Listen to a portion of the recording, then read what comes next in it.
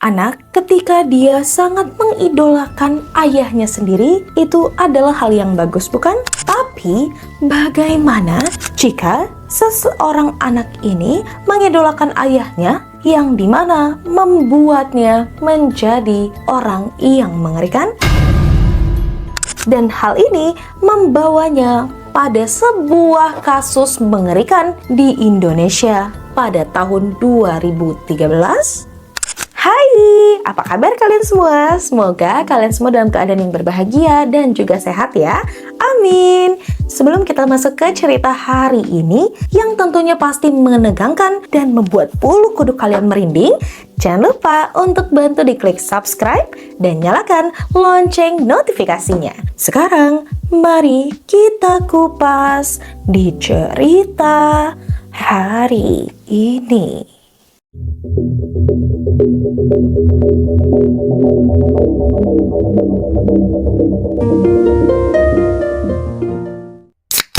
Namanya Muhammad Delfi. Muhammad Delfi ini merupakan seorang anak dari seorang dukun sakti dan paling dihormati di Kabupaten Siak, Riau pada tahun 2000-an. Dukun atau ayah Delfi ini bernama Basri Tanjung. Basri sangat amatlah terkenal di kampungnya. Basri diduga memiliki ilmu yang amat sakti. Dia bisa menyembuhkan orang yang sakit non-medis, memiliki ilmu kekebalan tubuh, dan juga ilmu yang sebagian orang mungkin menganggap itu sebuah mitos. Tapi ada sebagian orang yang menganggap itu sebuah kepercayaan. Delfi ini merupakan anak ketiga dari 3 bersaudara. Dia anak paling bungsu. 2 kakaknya lagi memilih untuk pergi keluar kota, tidak bersama dengan Delfi maupun kedua orang tuanya. Sedangkan istri dari Basri atau ibunya Delfi ini, ia memiliki bisnis atau usaha di bidang makanan sebagai penjual sate. Delfi sangat amatlah berbeda dari kakak-kakaknya. Kakaknya sangat amatlah rajin, pintar untuk mencari uang, dan juga mau melangkah lebih jauh. Sedangkan Delfi merupakan anak yang pendiam. Lalu dia juga nggak pernah bisa jauh dari kedua orang tuanya, apalagi ayahnya. Delfi juga tidak lulus sampai sekolah menengah atas, melainkan Delfi hanya seorang lulusan sekolah dasar. Jadi waktu saat Delfi sekolah menengah pertama, ia terpaksa harus berhenti. Jadi Delfi yang tidak bisa menjauh dari kedua orang tuanya, apalagi ayahnya ini, seringlah diikutsertakan oleh sang ayah untuk mengikuti atau melakukan sebuah ritual-ritual. Dan sang ayah Delfi ini pun yakin kalau semisal nanti Delfi bisa menjadi penerus ilmu kesaktian yang dimiliki oleh ayahnya. Delfi juga pernah dimandikan oleh sang ayah dengan kembang 7 rupa dari 7 mata air yang berbeda. Gak sampai di situ aja, Delfi pun sering melihat ayahnya pada saat melakukan praktek, dari mulai mengobati orang yang sakit medis maupun non-medis. Dari hal-hal yang sering Delfi ikuti dan Delfi lihat dari sang ayah, Delfi pun merasa tertarik akan hal yang dilakukan oleh ayahnya ini. Namun, ketertarikannya ini menjadi sebuah petaka bagi dirinya dan bagi Riau pada waktu itu. Jadi, Delfi yang sudah memiliki ketertarikan itu pun mengungkapkanlah kepada sang ayah. Delfi bilang kalau semisal dia pengen memiliki ilmu yang ayahnya punya. Namun, sang ayah pun memberitahu kepada Delfi, kalau semisal dia ingin memiliki ilmu yang dimiliki oleh sang ayah, Delfi harus bisa mencari atau mendapatkan 7 alat kelamin laki-laki yang masih sehat.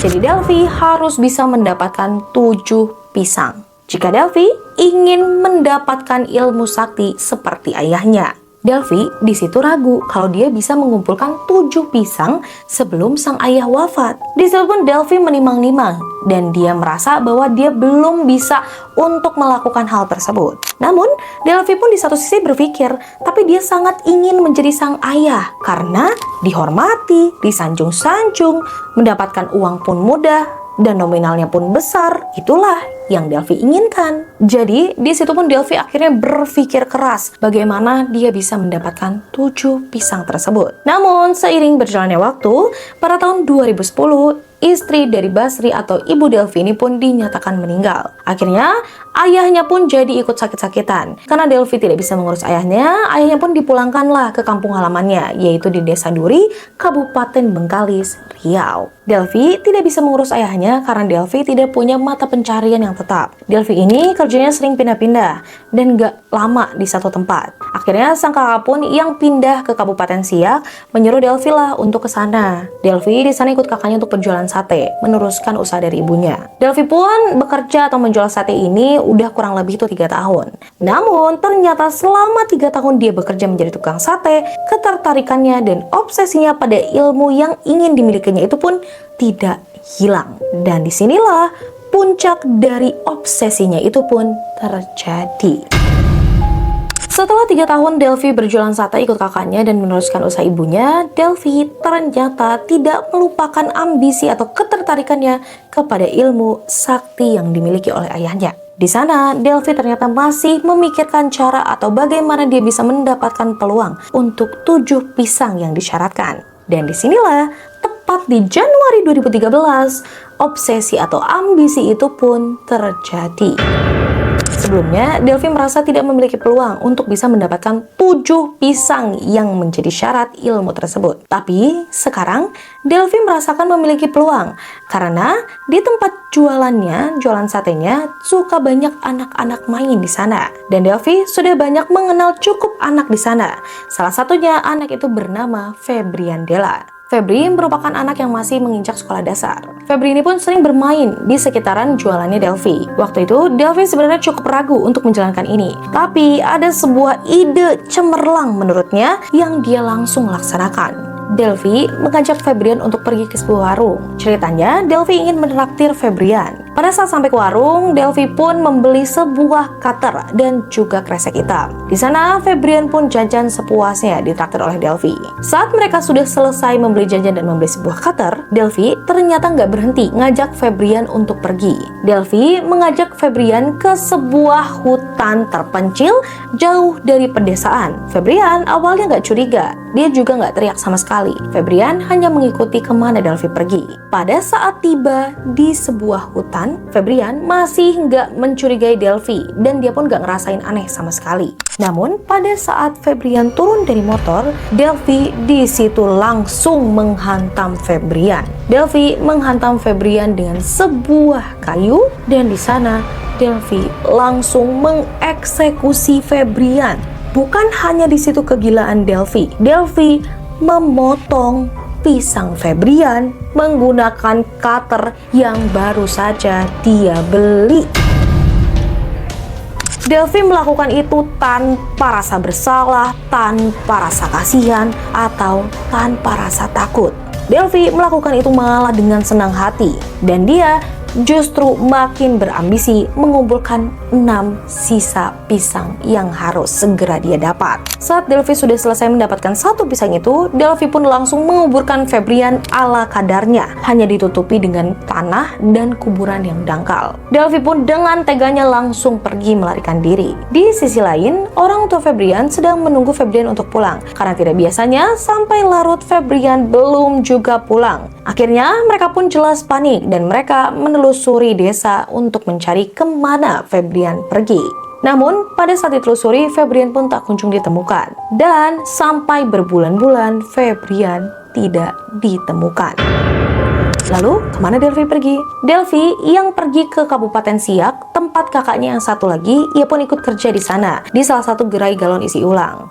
Delvi menjadi tukang antar galon. Namun, bukannya Delvi fokus bekerja, tapi fokus Delvi ke hal yang lain. Delvi masih memfokuskan dan berambisi untuk mencari 6 pisang lainnya. Delvi pun sering ditegur oleh bosnya, karena Delvi banyak kurang fokus dan membuat kinerjanya tuh turun. Namun, Delvi tidak pernah menjawab mengapa dia seperti itu. Jadi Delvi pun selalu menghindar ketika bosnya mengkritik dirinya. Seiring berjalannya waktu, udah 2 bulan Delvi bekerja di gerai galon isi ulang itu. Delvi pun meminta izin lah kepada bosnya kalau semisal dia mau pergi ke Bengkalis untuk nengok ayahnya yang sakit. Di situ Delvi bukan hanya izin, tapi Delvi juga meminjam uang kepada bosnya. Bosnya pun menyetujui dan meminjamkan uang kepada Delvi. Namun pada saat Delvi sampai di Bengkalis, bukannya dia menjenguk ayahnya, Delvi melakukan kawin lari bersama kekasihnya yang diduga sudah berpacaran dari mereka sekolah menengah pertama. Kekasih Delvi ini bernama Dita Desmalasari. Dita merupakan anak pertama dari keluarganya. Kondisi ekonomi keluarga Dita yang tidak stabil itu pun membuat Dita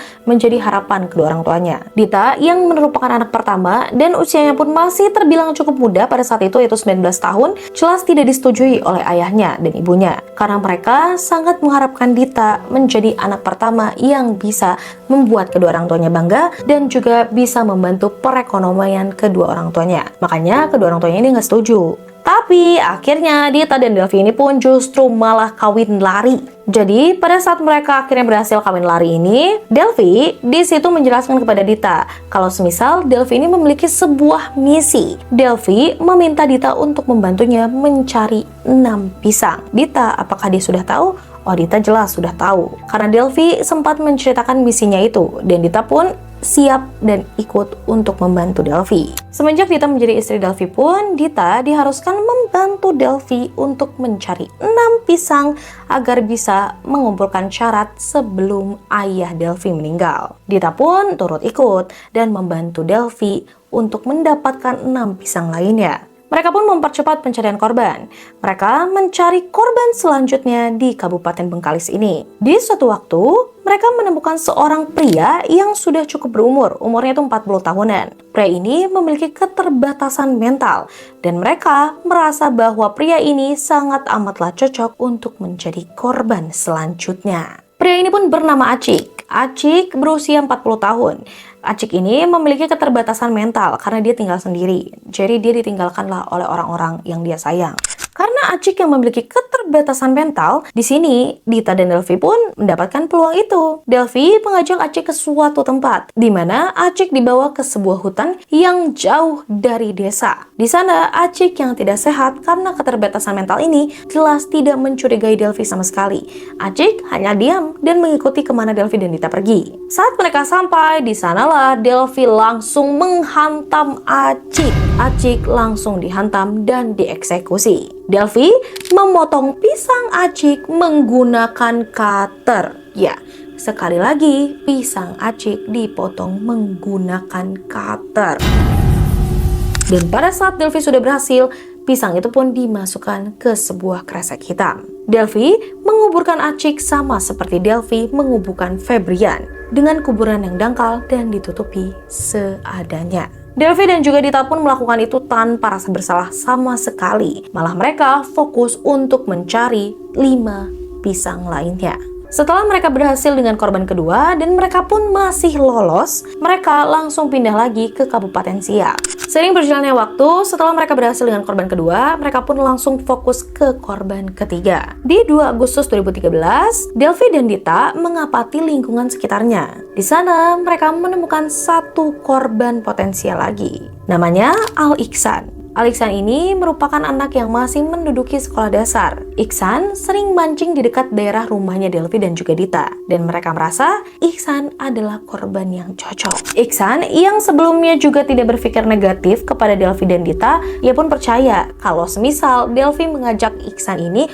untuk pergi ke tempat mancing yang lain yang banyak ikannya. Iksan yang masih anak-anak itu pun mengikuti dan mengiyakan ajakan Delvi ini. Delvi, Dita, dan Iksan pun berboncengan lah nih naik motor. Di perjalanan, Iksan masih sama sekali nggak ngerasa aneh atau curiga. Si Iksan ini pun masih anteng-anteng aja. Saat sampai di lokasi, bukannya tempat pemancingan yang dijanjikan atau yang dibicarakan oleh Delvi, justru Iksan dibawa ke sebuah hutan yang jauh dari pedesaan. Di sana, Iksan pun langsung dipaksa turun dan langsung dieksekusi. Iksan langsung dieksekusi tanpa ada rasa takut dan belas kasihan. Iksan pun sama dengan korban lainnya, langsung diambil pisangnya menggunakan cutter. Setelah selesai mendapatkan pisang tersebut, dimasukkanlah pisang itu ke dalam kresek hitam. Dita, bagaimana perasaannya? Dita hanya turut menyaksikan. Dita pun tidak merasakan bersalah atau merasa kasihan. Setelah mereka mendapatkan pisang ketiga, mereka pun kegirangan. Mereka berfokus lagi untuk mencari 4 pisang lainnya. Di sisi lain, keluarga Iksan yang sedang kebingungan dan khawatir mencari Iksan karena sampai larut malam, Iksan tak kunjung pulang. Keluarganya pun mencari mengelilingi, namun tidak menemukan jejak atau petunjuk apapun. Di sana, Delphi pun jelas dong merasa aman karena nggak ada satupun jejak atau petunjuk yang mengarah ke dirinya. Setelah Delphi mendapatkan 3 pisang yang dibutuhkan, dia pun pindah lagi ke Kabupaten Siak, tempat kerjanya dahulu, yang menjadi tukang galon. Tapi Delphi balik ke Siak bukan untuk kerja, melainkan untuk mencari korban keempat.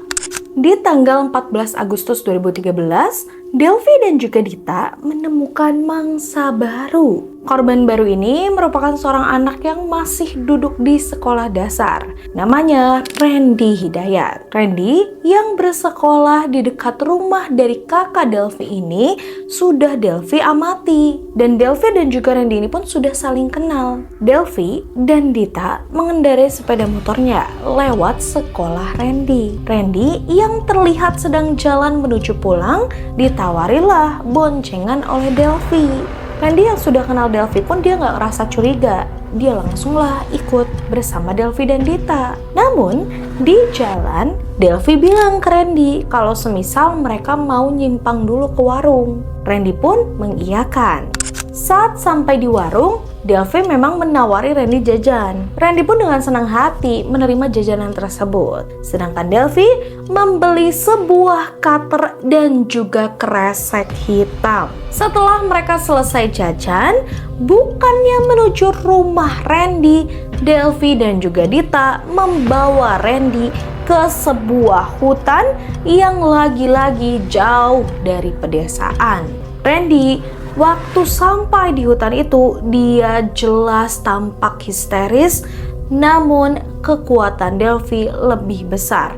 Dan akhirnya Randy pun langsung dieksekusi oleh Delphi. Setelah Delphi mengeksekusi Randy dengan menghantam Randy, Delphi langsung melakukan aksi kejamnya, memotong pisang Randy dan memasukkannya ke dalam sebuah kresek hitam. Setelah Delphi selesai mengambil pisang itu, Delphi langsung menguburkan Randy ala kadarnya seperti korban-korban sebelumnya.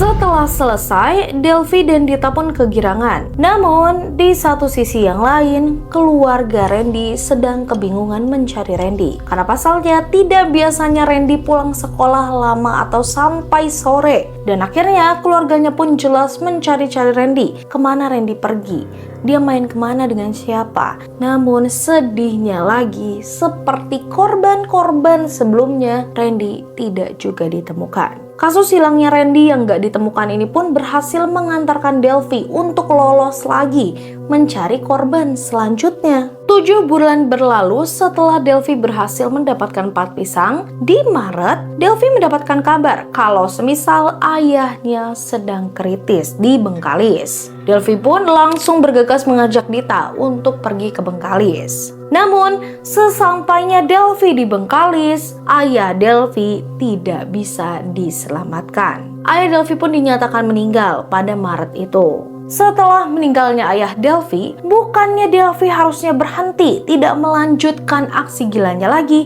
Delphi justru masih yakin dan percaya kalau semisal ilmu itu bisa diturunkan jika dia berhasil mendapatkan 7 pisang. Jadi Delphi terus melanjutkan aksi gilanya itu. Setelah 4 atau 5 harian meninggalnya ayah Delphi, di 16 Maret, Delphi justru menemukan seorang korban potensial. Korban ini bernama Muhammad Akbar. Muhammad Akbar ini dikenal masih menduduki sekolah dasar. Pada waktu itu, Akbar sedang menuju pulang ke rumahnya selesai sekolah. Delphi di sana berpura-pura melewati sekolah Akbar dan ingin mengantarkan Akbar pulang. Namun bukannya pergi ke rumah Akbar mengantarkannya pulang, Delphi justru menyimpang ke sebuah warung. Di warung itu, Delphi pun mengajak Akbar untuk jajan. Ayo jajan aja, beli yang kamu suka. Di sisi lain, Delphi justru membeli sebuah cutter dan juga kresek hitam. Setelah selesai berbelanja di warung tersebut, Delphi pun langsung mengantarkan Akbar pulang. Namun bukannya mengantarkan Akbar pulang ke rumah, justru Akbar diantarkan ke rumah sang pencipta. Akbar sama seperti korban lainnya dibawa ke sebuah hutan yang jauh dari desa dan dieksekusi dengan dihantam, lalu diambillah pisangnya. Pisang itu pun sama, lagi-lagi diambil menggunakan cutter. Setelah selesai mengambil pisang itu dengan cutter, Delphi pun langsung memasukkan pisang tersebut ke dalam sebuah kresek hitam. Setelah selesai, Delphi juga menguburkan Akbar seperti korban lainnya. Dan di sisi lain, keluarga Akbar pun jelas mencari-cari Akbar kemana Akbar pergi karena masih juga Akbar belum pulang. Namun, sedih dan mirisnya sama seperti korban lainnya, kehilangan anak-anak ini pun tidak diusut dan tidak menemukan jejak atau petunjuk yang mengarahkan kepada Delphi. Jadi Delphi pun masih aman, masih lolos sampai dia juga bisa mencari korban selanjutnya. Delphi yang akhirnya sangat bergembira karena dia berhasil mengumpulkan 5 pisang. Di tengah mencari 2 pisang lainnya, Dita memutuskan untuk minta cerai kepada Delphi. Karena ternyata Delphi ini juga sering melakukan kekerasan. Dia terkenal dengan KDRT-nya. Gak di situ aja, Delphi juga tidak menafkahi Dita secara baik. Dan itu membuat Dita tidak sanggup lagi mempertahankan pernikahannya dengan Delphi. Alhasil, Dita pergi dari rumah Delphi dan kembali ke orang tuanya. Delphi di situ bukannya membujuk Dita atau fokus dengan pernikahannya agar balik lagi, justru Delphi malah berambisi untuk cepat mendapatkan 2 pisang lainnya. Delphi akhirnya berpikir keras bagaimana mencari rekan untuk membantu misinya ini. Delphi pun menghubungi Sufyan, rekan lama Delphi. Di sana, Delphi menceritakan terkait misinya mencari pisang-pisang untuk menurunkan ilmu sakti yang dimiliki ayahnya kepada dirinya. Sufyan pun ternyata mau untuk ikut terlibat dalam misi Delphi ini. Keterlibatan Sufyan bukan hanya ingin atau karena cuma-cuma, melainkan Delphi menjanjikan sejumlah 500.000 untuk 1 pisang yang berhasil Sufyan dapatkan. Sufyan di sana yang lagi butuh uang, ia pun menerima tawaran Delphi itu. Akhirnya mereka berdua ini pun menyusun siasat untuk mencari korban potensial lain. Seiring berjalannya waktu, Delphi dan Sufyan pergi ke sebuah sungai. Di sungai itu mereka menemukan 1 korban potensial yang bernama Marjevan Geva. Marjevan diduga masih duduk di bangku sekolah dasar. Di sana, Delphi mengajak Marjevan untuk istirahat dulu, jajan ke warung. Marjevan mengiyakanlah ajakan Delphi karena Marjevan pun mungkin lelah dan dia pengen beli minuman. Akhirnya mereka bertiga pun pergilah ke sebuah warung. Saat mereka sampai di sebuah warung, di sana Delphi membeli sebuah cutter dan juga kresek hitam. Sedangkan Marjevan membeli jajanan. Bukannya kembali lagi ke sungai atau pergi ke rumah Marjevan, justru Marjevan dibawa pergi ke sebuah tempat yang jauh dari pedesaan, apalagi kalau bukan hutan. Ya, jadi Marjevan dibawa pergilah ke hutan dan saat sampainya langsung dihantam oleh Delphi tanpa belas kasihan.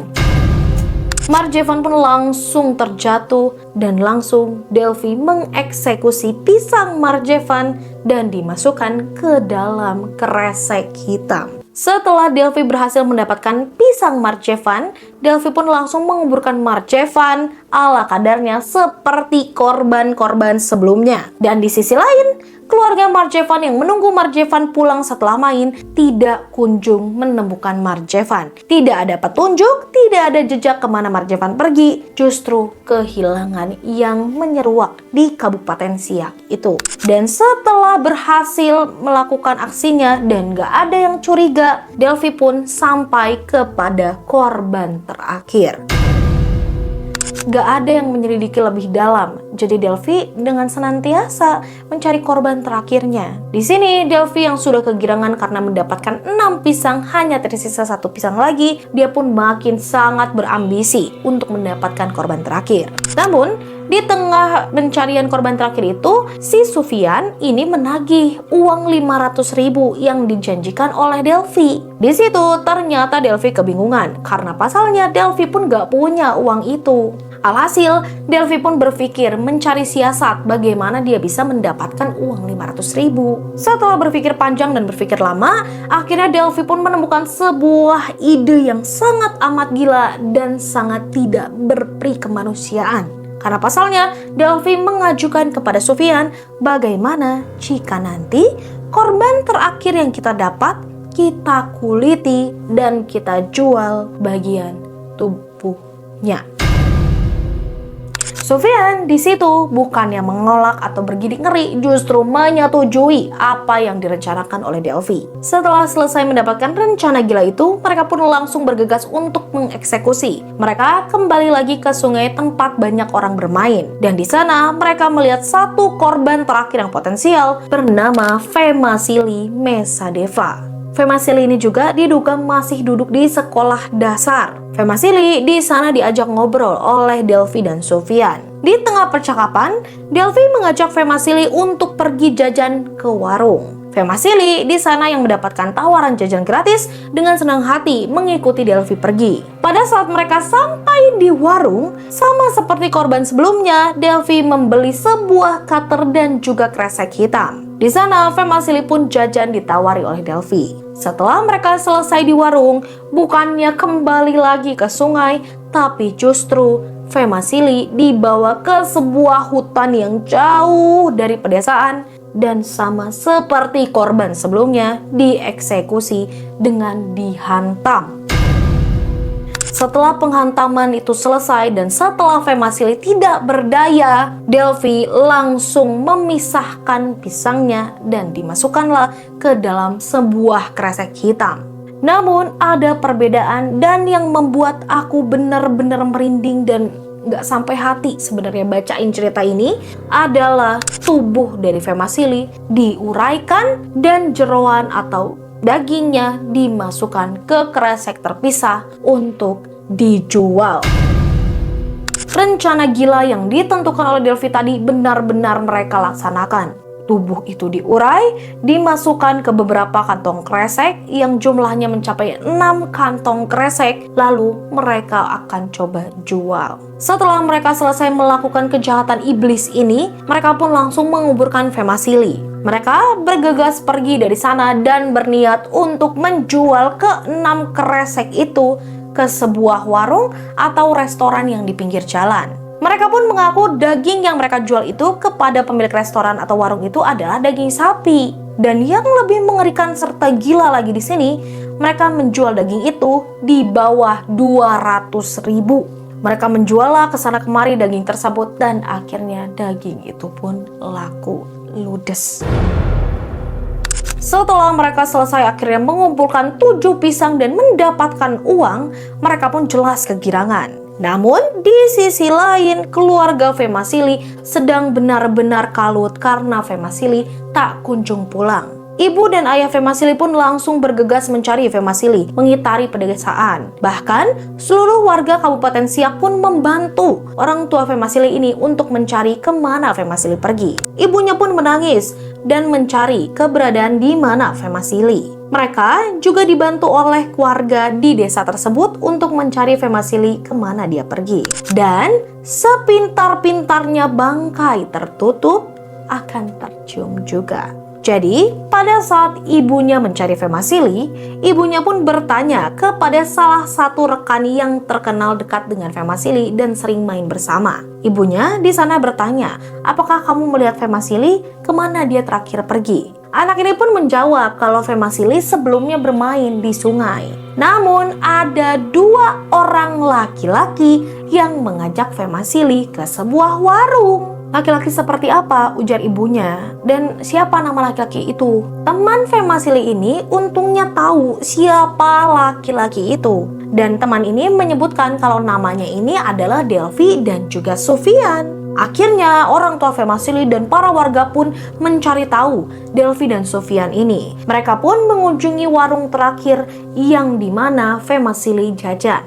Di warung itu, ibu warung itu pun bilang kalau semisal iya memang benar anak ini sebelumnya jajan dengan dua pria dewasa membeli sebuah cutter dan juga kresek hitam. Ibunya yang sudah tidak bisa lagi berpikir jernih itu pun langsung mencoba untuk melaporkan kasus ini ke pihak yang berwajib. Polisi pun langsung bergegas setelah menerima laporan dari para warga terkait anak-anak yang hilang termasuk Femasili ini. Akhirnya mereka pun langsung pergilah ke rumah Delvi dan Sofian. Delvi dan Sofian pun tidak susah dicari, mereka ada di rumah. Pada saat sampai di tempat Delvi dan Sofian, Delvi di sana terlihat sehabis mandi. Ternyata Delvi baru saja melakukan ritual gilanya itu.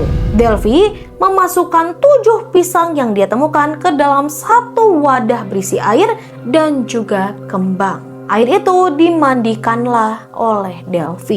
Namun belum tuntas ritual yang dia lakukan, polisi sudah langsung mengamankan Delvi dan juga Sofian. Pada saat berhasil diamankan, polisi pun langsung menginterogasi Delvi. Apakah kamu kenal anak ini? Kemana kamu membawa anak ini pergi? Saat interogasi itu lumayan lama, panjang, dan juga mencekam, akhirnya Delvi dan Sofian pun mengakui apa yang mereka perbuat. Delvi mengaku kalau semisal dia yang sudah membun-bun anak-anak yang hilang. Apa motifnya? Delvi pun mengungkapkan bahwa motifnya ingin meneruskan ilmu yang dimiliki oleh sang ayah kepada dirinya. Polisi pun bergidik ngeri dan benar-benar merinding karena pasalnya Delvi ini membun-bun anak yang tidak berdosa atau bersalah hanya demi sebuah mitos yang belum tentu benar adanya. Polisi langsung segera menetapkan Delvi sebagai tersangka. Berita ini pun jadi viral dan ramai di Indonesia ini karena pasalnya ini adalah pembunuhan paling mengerikan dan pemisahan tubuh paling mengerikan dan tidak masuk di akal yang terjadi di Indonesia. Di sana, keluarga korban yang sebelumnya mencari anak-anaknya menunggu mereka pulang, ternyata mendapatkan kabar yang sangat tidak mengenakan, apalagi ibu dari Femasili.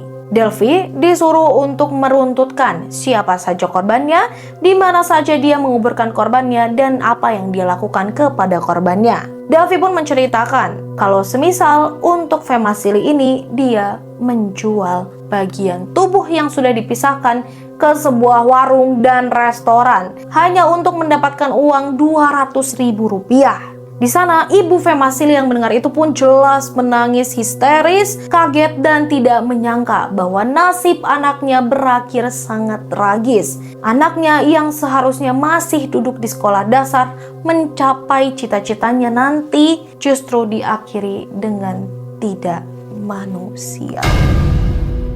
Sedangkan korban pertama Delvi ini yang bernama Febriandela itu pun menjadi awal dari rekonstruksi dimulai. Delvi menunjukkan di mana Febriandela itu dikuburkan. Orang tua Febrian pun jelas histeris, jelas menangis, jelas tidak menyangka bahwa anaknya harus berakhir tragis di tangan iblis. Setelah selesai menunjukkan di mana para kuburan korban-korbannya, lalu juga yang terakhir yang dijual dagingnya, Delvi pun melakukan rekonstruksi di sana. Dia pun mengungkapkan kepada pihak restoran atau warung yang dia jual daging itu bahwa itu bukan daging sapi, melainkan daging Femasili. Pihak restoran itu pun jelas kaget, jelas tidak menyangka. Kalau kalian lagi makan, bisa di skip dulu makanannya karena mungkin ini sangat disgusting, atau malah justru kalian makin nambah nafsu makannya setelah dengar ini.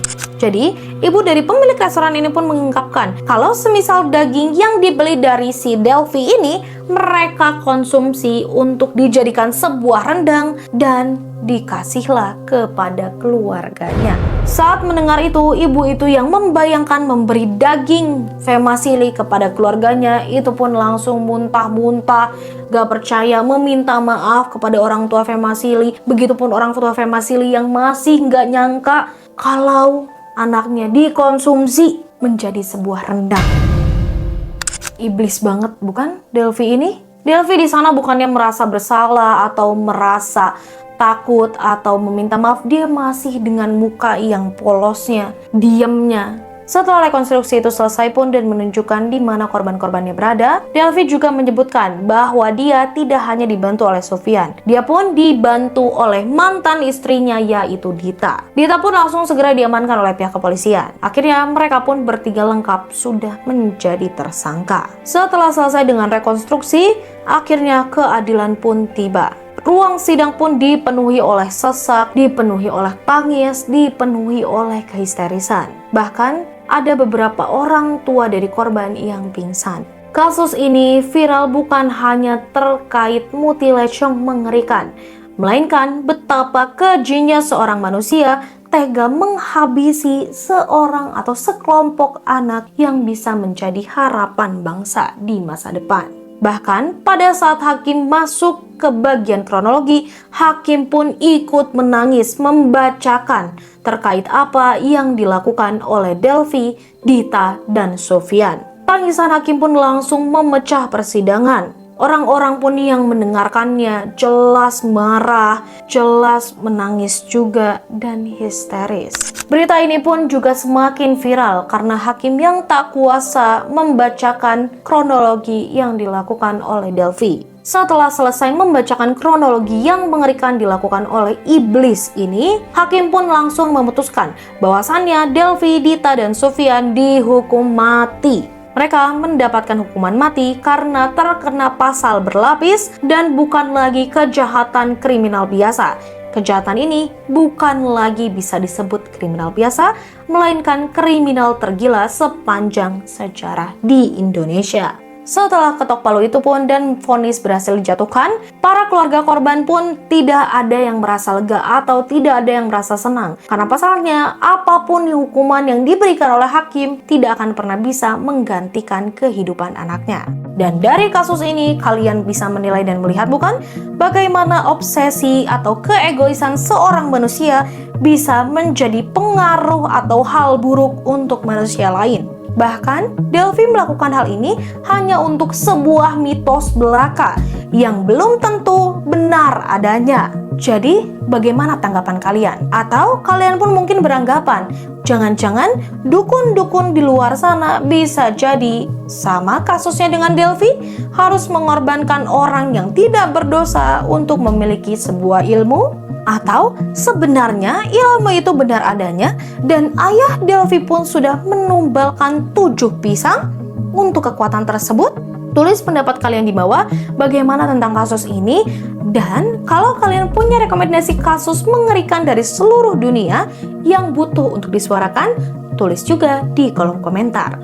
Untuk para pecinta kriminal agar tidak ketinggalan cerita mengerikan, menegangkan, dan menggilakan lainnya, jangan lupa untuk diklik subscribe, share, like, dan nyalakan lonceng notifikasinya agar kalian tidak tertinggal atau mungkin kalian bisa menjadi salah satu orang penting yang membantu menyuarakan apa yang harus disuarakan. Tetap apa? Tetap aman, waspada, dan terinformasi. Tunggu di next kasus kisah kriminal mengerikan lainnya hanya di Kisah Kriminal Nyata.